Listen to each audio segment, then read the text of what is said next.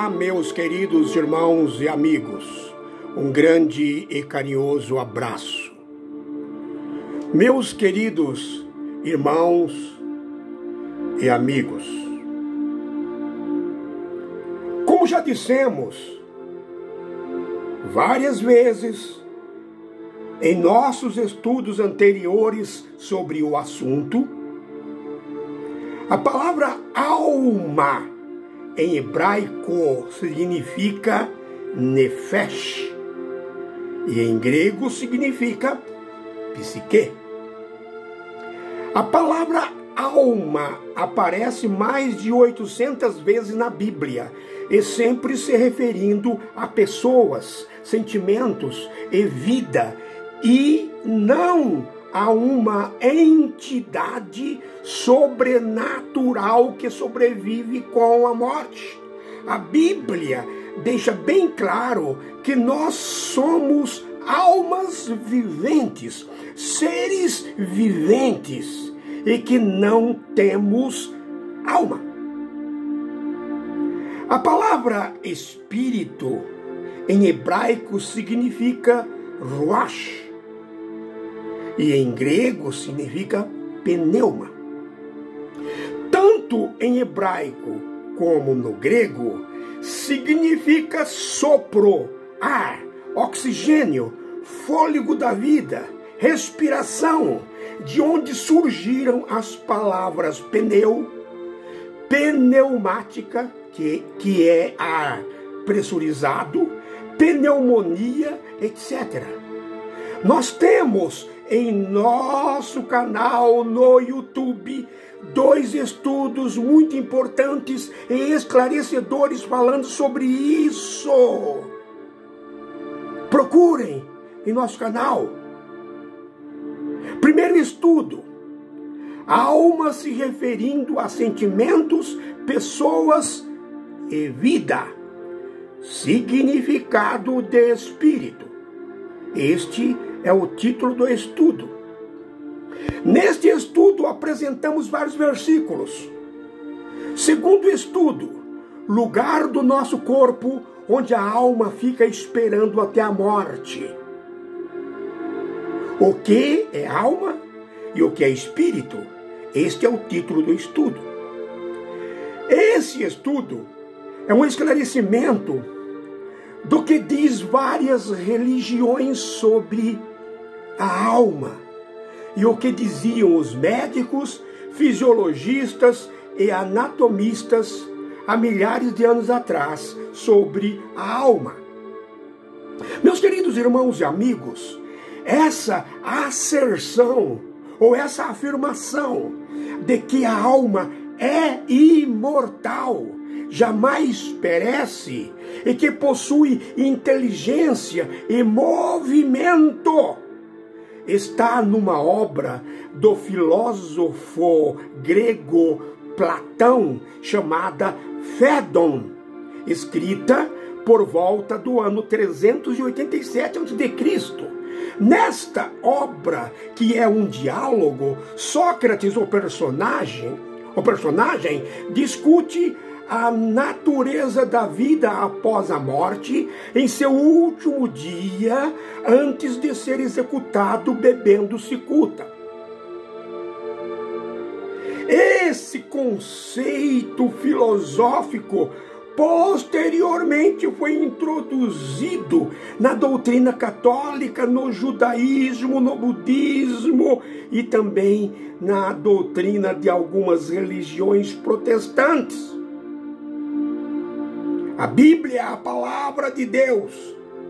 Em Gênesis capítulo 2, versículo 7, diz explicitamente, desenhando, que Deus fez um boneco de barro, soprou nas narinas desse boneco de barro o fôlego da vida, e esse boneco de barro foi feito alma vivente, um ser vivente. Portanto, o ser humano não tem alma. O ser humano é uma alma vivente. E quem transformou esse boneco de barro em alma vivente foi o fôlego da vida, que é o Espírito, que Deus, o Todo-Poderoso, soprou nas suas narinas. É por isso que Espírito, tanto em hebraico como em grego, significa sopro, fôlego da vida, ar, oxigênio, respiração. E com a morte, sendo sopro, fôlego, que é o movimento de aspirar e expelir ar pelas vias respiratórias, naturalmente volta a Deus que o deu. Mas alguns cristãos ávidos, insaciáveis pela verdade, isso é muito bom, me perguntam: então, o que significa a expressão que está em Apocalipse capítulo 6, do versículo 9 ao versículo 11, que diz que as almas clamam debaixo do altar de Deus por vingança? Não é uma prova insofismável ou incontestável de que quando um crente morre, sua alma vai imediatamente para o céu, para o seio de Abraão, como disse o reverendo Hernandes Dias Lopes? Meus queridos irmãos e amigos, o pastor Hernandes Dias Lopes, sem dúvida nenhuma, cometeu uma grande insensatez quando disse, abre aspas, no momento que uma pessoa morre, no exato momento que ela morre, a sua alma se desprende do corpo, se separa do corpo e vai imediatamente para o céu, para o seio de Abraão, ou para o inferno. O seu corpo não sobrevive sem a alma, mas a sua alma sobrevive sem o corpo. Fecha aspas. Meus queridos irmãos e amigos, se acreditarmos no que está escrito em Apocalipse capítulo 6, 9, no capítulo 6, do versículo 9 a 11, se considerarmos ao pé da letra, e também no que disse o pastor Hernandes Dias Lopes, sem examinarmos corretamente os versículos, a palavra de Deus acarreta, sem dúvida nenhuma, muitos problemas teológicos em relação a outras passagens bíblicas que falam sobre o assunto. Notem bem. Se a alma, indubitavelmente, imediatamente, vai para o céu, para o seio de Abraão, como diz, então, qual é o objetivo da ressurreição dos mortos quando da vinda de Jesus, o Cristo, descrita cuidadosamente pelo apóstolo Paulo na primeira carta aos Coríntios, capítulo 15, e na primeira carta aos Tessalonicenses, capítulo 4, do versículo 13 ao versículo 18, nas quais ele diz que os que ressuscitarem ao som da sétima e última trombeta terão corpos físicos transformados, e os que estiverem vivos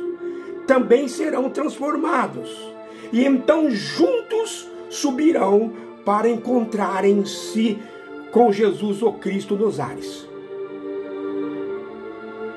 Outro detalhe importante: se as almas estão lá no céu, e algumas clamando por vingança, justiça, Que tipo de paraíso celestial é esse? No céu não haverá mais angústias, vinganças, tristezas, dor, etc, etc, etc. Prestem atenção.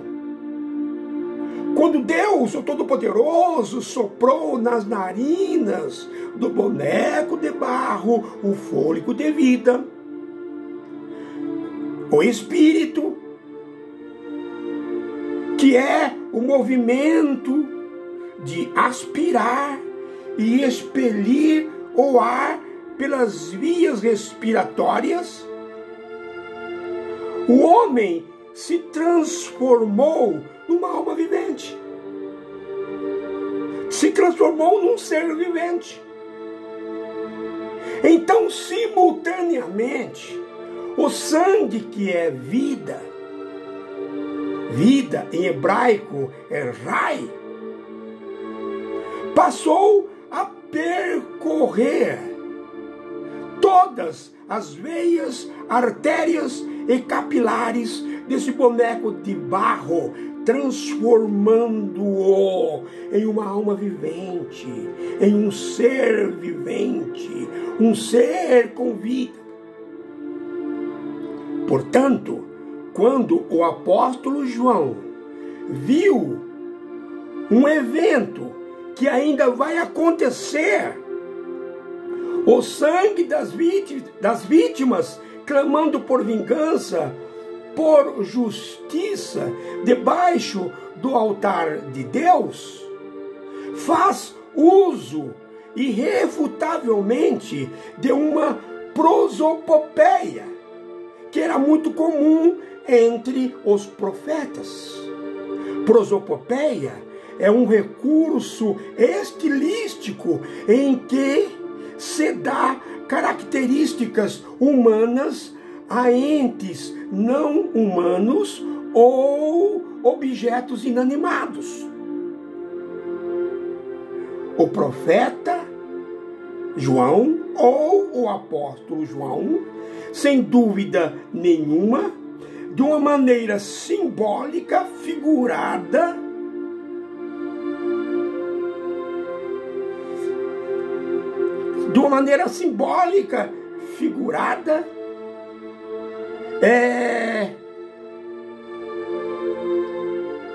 vê o sangue dos santos clamando por vingança.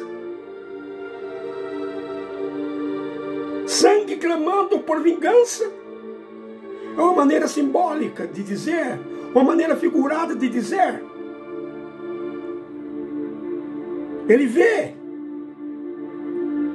o sangue dos santos clamando por vingança.